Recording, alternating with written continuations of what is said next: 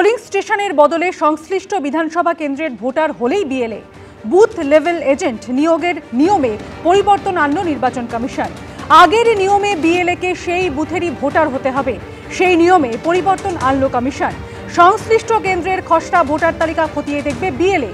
নির্বাচন কমিশন সূত্রে খবর, মৃত বা স্থানান্তরিত ভোটারদের নাম চিহ্নিত করতে হবে বিএলএদের, জানালো নির্বাচন কমিশন। রাত 8টা পর্যন্ত 6,56,00,000 এনুমারেশন ফর্ম বিলি। সবচেয়ে বেশি 97% এনুমারেশন ফর্ম বিলি হয়েছে পূর্ব বর্ধমানে।